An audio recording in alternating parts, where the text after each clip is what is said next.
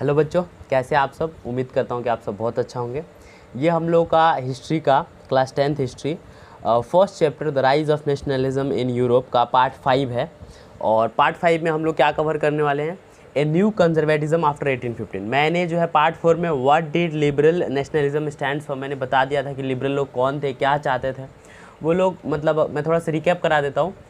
Liberal लोग politically, socially या economically ऐसा कुछ चाहते थे कि इंडिविजुअल फ्रीडम होना चाहिए, मार्केट फ्री होना चाहिए, जो स्टेट रिस्ट्रिक्शंस लगाता है इम्पोज, मतलब गुड्स और कैपिटल को मूव करने में यहाँ से वहाँ, वो सब क्या होना चाहिए, ख़त्म हो जाना चाहिए।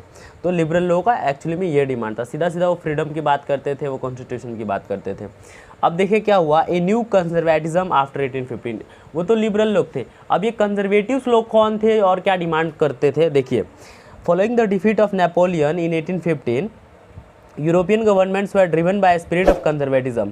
1815 में क्या हुआ कि नेपोलियन बोनापार्टे हार गया, ठीक है। और उसके बाद जो मतलब यहाँ पूरे यूरोपियन गवर्नमेंट जो है, पूरे यूरोप में वो कंजर्वेटिव लोगों का जो है रूल हो गया। कैसे रूल हो गया कंजर्वेटिव लोगों का, अभी पता चलेगा।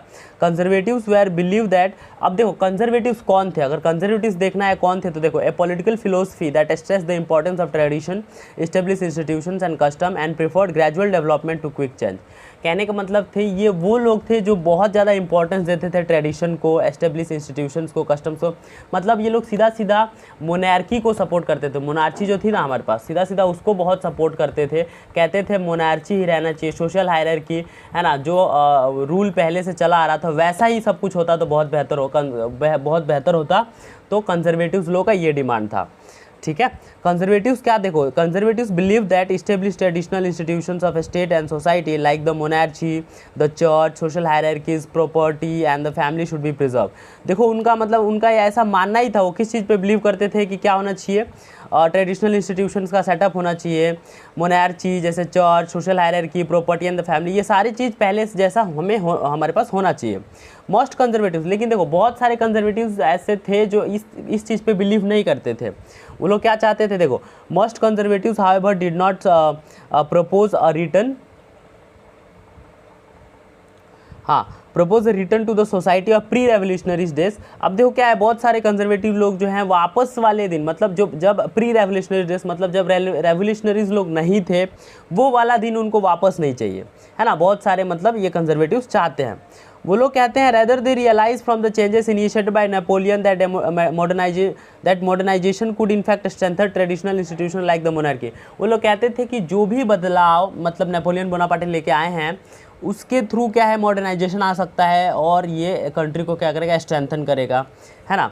It could make state power more effective and strong. ये क्या कर सकता है, स्टेट को बहुत ज़्यादा पावरफुल और इफेक्टिव बना सकता है। A modern army and efficient bureaucracy, a dynamic economy, the abolition of feudalism and serfdom. कहते हैं बहुत सारे मतलब बहुत सारे जो कंजर्वेटिव लोग हैं वो बिलीव करते हैं कि जो नेपोलियन बोनापार्टे ने मॉडर्न आर्मी दिया था, एफिशिएंट ब्यूरोक्रेसी, डायनेमिक इकोनॉमी, है ना, और फ्यूडलिज्म और सर्वडम को ख़त्म किया जाना चाहिए। यही क्या कर सकता है, could strengthen the autocratic monarchies of the Europe, है ना, could strengthen the autocratic monarchies of the Europe. मतलब ये सारा कुछ क्या हो जाना चाहिए, ख़त्म हो जाना चाहिए। तो autocratic monarchies of the Europe को स्ट्रेंथन मिलेगा। सीधा सीधा फ्यूडलिज्म का मतलब आप लोगों को पता है क्या होता है, सर्वडम। फ्यूडलिज्म मतलब मिडिल यूरोप में एक ऐसा सिस्टम था जहाँ पे लैंड किसी और का हुआ करता था। सपोज कह सकते हो कि राजा का, और जो वर्कर वहाँ पे काम करते थे उनको उसके हिसाब से पे किया जाता था। और जब राजा तो कॉल देता था कि युद्ध में लड़ना है तब जाना पड़ता था। सर्वडम भी उसी प्रकार का है कि जब बहुत ज़्यादा लोन हो जाता था तो राजा का खेत आप लोगों को क्या करना था, मतलब आप लोगों को जो है फार्मिंग वहाँ करनी होती थी और फिर राजा को पे करना होता था। तो ये सर्वडम था। In 1815, representatives of the European powers, Britain, Russia, Prussia and Austria, who had collectively defeated Napoleon, met at Vienna to draw up the settlement for Europe. अब देखो क्या हुआ कि 1815 में नेपोलियन बोनापार्टे हार गया, और कौन सी लड़ाई में हारा था, वाटरलू की लड़ाई में हारा था। वाटरलू की लड़ाई के में हारा था 1815 में। किन देशों ने मिलकर नेपोलियन बोनापार्टे को हराया था, Britain, Russia, Prussia and Austria. बहुत इंपॉर्टेंट है, याद रखना। है ना। अब उसके बाद क्या हुआ कि जैसे ही नेपोलियन बोनापार्टे ने हारा तो कंजर्वेटिव्स लोग आ गए और कंजर्वेटिव्स लोगों ने अपनी डिमांड रखना शुरू कर दिया। और इन लोगों ने डिमांड रखने के साथ जो कह रहे थे मतलब यूरोप में जितने भी बदलाव नेपोलियन बोनापार्टे ने किया है उसे हमें क्या करना है, सही करना है, ठीक है। ये कंजर्वेटिव्स लोगों का डिमांड था। The Congress was hosted by the Austrian chancellor Duke मेटरनिच।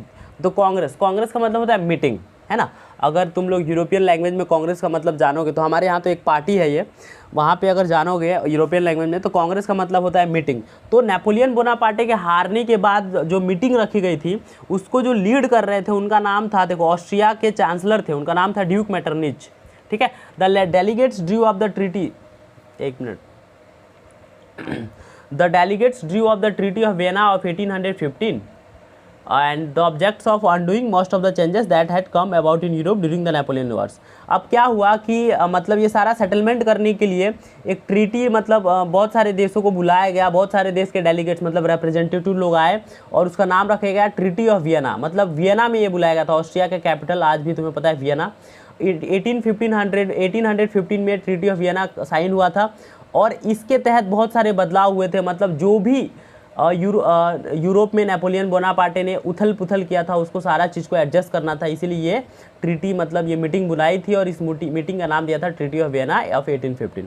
इसको लीड कौन कर रहा था, ड्यूक मेटरनिच जो है ऑस्ट्रिया के चांसलर थे।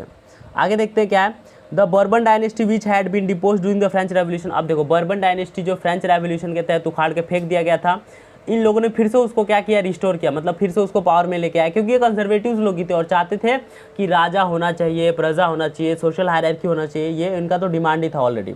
And France lost the territories it has annexed under Napoleon. और फ्रांस को जो है बहुत सारा जो है क्या करना पड़ा, बहुत सारी टेरिटरीज को हाथ धोना पड़ा जो नेपोलियन ने अपने दौर में कब्जा किया था। A series of states were set up on the boundaries of the France to prevent French expansion in future. क्या हुआ था कि जो फ्रांस था ना उसके बाउंड्रीज पे बहुत सारे स्टेटों का निर्माण किया गया पावरफुल, ताकि फिर भविष्य में फ्यूचर में फ्रांस जो है ऐसा हिमाकत ना करे कि दूसरे देशों पे कब्जा करे। Thus the kingdom of the Netherlands which included Belgium was set up in the north and Genoa was added to the Piedmont in the south। देखो the kingdom of Netherland which included Belgium, अब Netherland Belgium दोनों मिला के north में और जियोना जो था वो पिडमेंट साउथ में रखा गया। Prussia was given the important new territories on its western frontier. Prussia को बहुत इंपॉर्टेंट टेरिटरीज दिया गया फ्रांस के वेस्टर्न फ्रंटियर पे।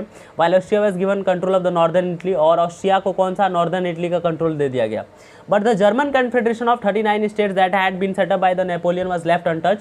और देखो क्या हुआ था, जो जर्मन कन्फेडरेशन था जिसमें 39 स्टेट्स थे जो कि नेपोलियन द्वारा सेटअप किया गया था, उसको इन लोगों ने नहीं बांटा था, ठीक है। ये जो ट्रीटी ऑफ वियना में जितने भी डेलीगेट्स थे उन लोगों ने इसको नहीं बांटा था। बाकी सब ने क्या किया था, जो भी देश जो है जो भी स्टेट नेपोलियन बोनापार्टे द्वारा कब्जा किया गया था उसको इन लोगों ने आपस में बांट लिया। In the east Russia was given part of Poland, Russia को पार्ट ऑफ पोलैंड दे दिया गया और पर्शिया को पोर्शन ऑफ सैक्सोनी दे दिया गया। The main intention was to restore the monarchies. पूरा मिला जुला के treaty of congress of Vienna की बात करें, कांग्रेस ऑफ वियना का पूरा मोटिव ये था कि क्या किया जाए, क्या कर दिया जाए, मोनार्कीज को फिर से रिस्टोर कर दिया, मतलब राजा प्रजा वाला सिस्टम फिर से ला दिया जाए, जो कि नेपोलियन बोनापार्टे ने उखाड़ के फेंक दिया था, है ना। और ये लोग चाहते थे कि न्यू कंजर्वेटिव्स लोग ये काम करके जाए कि राजा को फिर से रिस्टोर किया जाए। तो ये सारी बातें थी। आगे बढ़ते हैं। Conservative regime set up in 1815 were autocratic. जो कंजर्वेटिव रेजाइम्स, जैसे ट्रीटी ऑफ वियना 1815 में हुआ, तो कंजर्वेटिव गवर्नमेंट, रेजाइम मतलब government, old form of government, जो रेजाइम मतलब होता है कि ऐसी सरकार जो फेयरली इलेक्ट करके ना आई हो, है ना, ऐसे बातों बातों में हम सरकार है ऐसी जो है इसका अनाउंसमेंट कर दिया गया हो। तो कंजर्वेटिव रेजाइम्स जो है 1815 में मतलब बताया गया, जो कि ऑटोक्रेटिक थी। अब ऑटोक्रेटिक का मतलब आपको पता है, तानाशाह लोग थे, ये सब ऑटोक्रेटिक थे। They did not tolerate criticism and dissent and sought to curb activities the question the legitimacy of the autocratic government. देखो ये लोग सरकार तो थे, लेकिन क्या हुआ था, अगर ऐसी सरकार जो गलत करती थी तो कुछ लोग इसको क्रिटिसाइज करते थे। डिसेंट मतलब इनके फैसले को नहीं मानते थे, तो क्या करते थे, कब उनको क्या करते थे, कुचल देते थे, और उनके जो क्वेश्चन पे मतलब लेजिटिमेसी पे उस पर, और इस सीधा ऑटोक्रेटिक गवर्नमेंट की लेजिटिमेसी मतलब इनके जो काम किए गए हैं, जो इनके सीधा कह सकते हो जो, हाँ, लेजिटिमेसी मतलब इनके काम किए गए विषय पे अगर किसी ने कोई सवाल उठाया तो सीधा सीधा उसको क्या करते थे, दबा देते थे, कुचल देते थे। ये ऑटोक्रेटिक गवर्नमेंट जो कि कंजर्वेटिव लोग थे।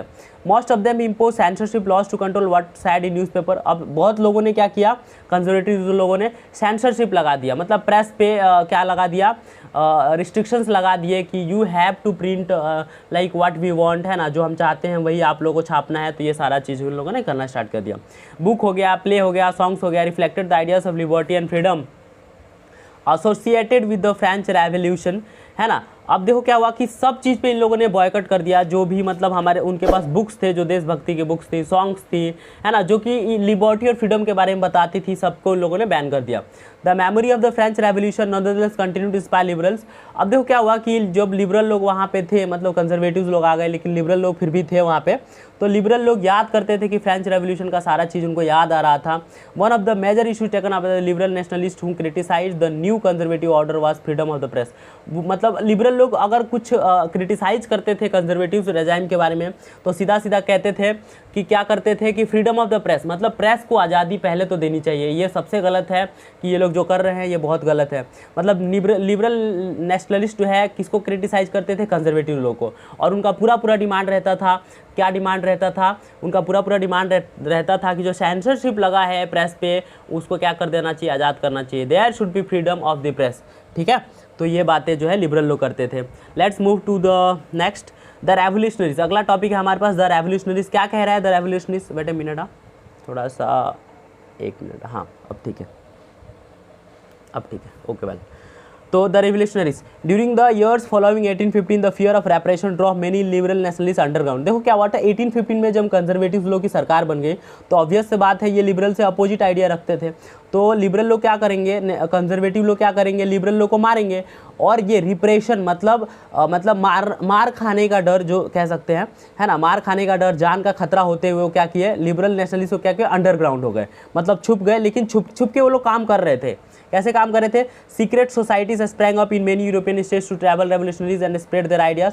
और बहुत सारा सीक्रेट सोसाइटीज़ बनने लगा और उस सीक्रेट सोसाइटी से ये लोग आइडिया जो है लोगों तक पहुंचाते थे कि देखो हमें क्या होना चाहिए, हमारे पास लिबर्टी होना चाहिए, फ्रीडम होना चाहिए, एक ऐसा मतलब कॉन्स्टिट्यूशन होना चाहिए जो कि कॉन्स्टिट्यूशन के थ्रू स्टेट जो है रन करना चाहिए, गवर्नमेंट मतलब पब्लिक के डिसेंट पे बनना चाहिए, है ना, मत अधिकार से बनना चाहिए। तो सारा डिमांड रखते थे लिबरल लोग, है ना। To be revolutionary at this time meant a commitment to oppose monarchical forms that had been established after the Vienna congress. कहने का मतलब है to be revolutionary at this time meant a commitment to oppose.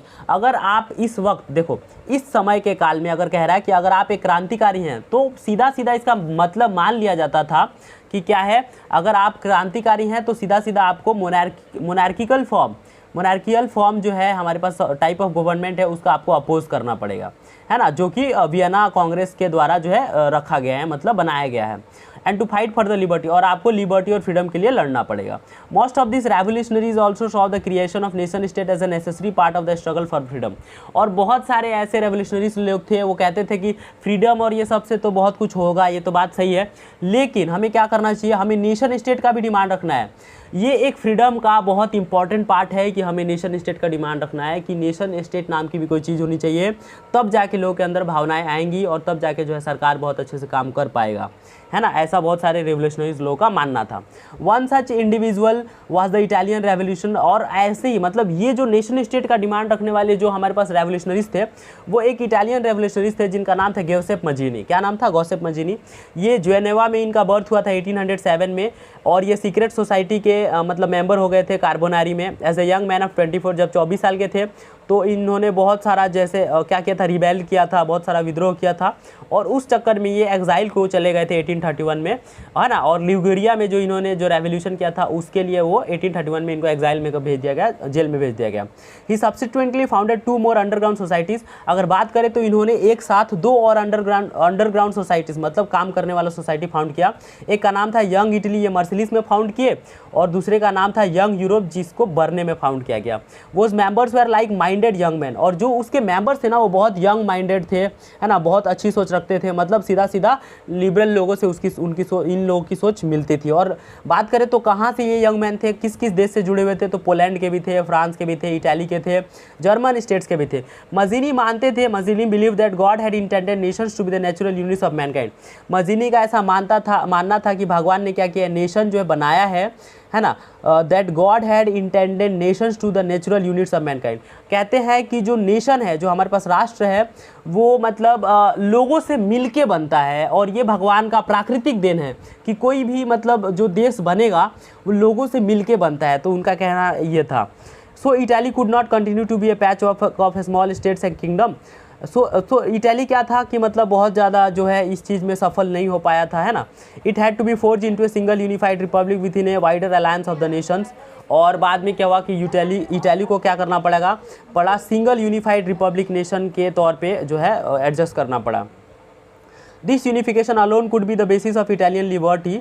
Following his model secret societies were set up in Germany. अब देखो, जैसे गॉसेप मजीनी की वजह से जो है क्या हुआ था, गॉसेप मजीनी की वजह से इटाली यूनिफाई हुआ था। गॉसेप मजीनी की वजह से इटाली, हम लोग यूनिफिकेशन ऑफ इटली पढ़ेंगे, तो उनकी वजह से इटाली यूनिफाई हुआ था। और उनके सीक्रेट सोसाइटीज़ ने बहुत ज़्यादा काम किया था, तो वो भी एक बहुत बड़ा फैक्टर था।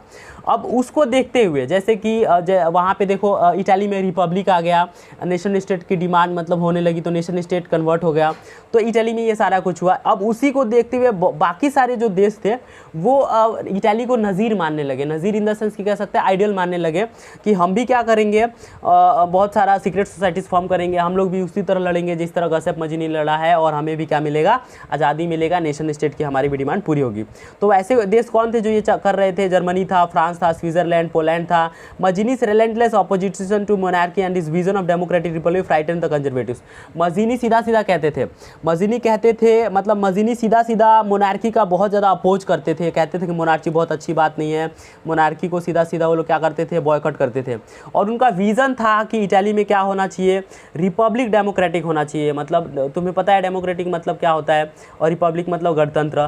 तो क्या होना चाहिए, डेमोक्रेटिक रिपब्लिक होना चाहिए। और यही बात कंजर्वेटिव लोगों को बहुत दुखता था, बहुत मतलब कंजर्वेटिव लोग डर जाते थे जब ये सुनते थे, तो है ना। Metternich described him as the most dangerous enemy of the social order. और इसी को लेकर जो हमारे पास ऑस्ट्रिया के चांसलर थे, जिन्होंने लीड किया था कांग्रेस ऑफ वियना को 1815 में, वो कहते हैं, मजीनी की बातों को सुनते हुए कहते हैं कि क्या कहते हैं, जो मजीनी है वो the most dangerous enemy of our social order. वो क्या है, बहुत खतरनाक दुश्मन है हमारे समाज का, हमारे सोशल ऑर्डर का।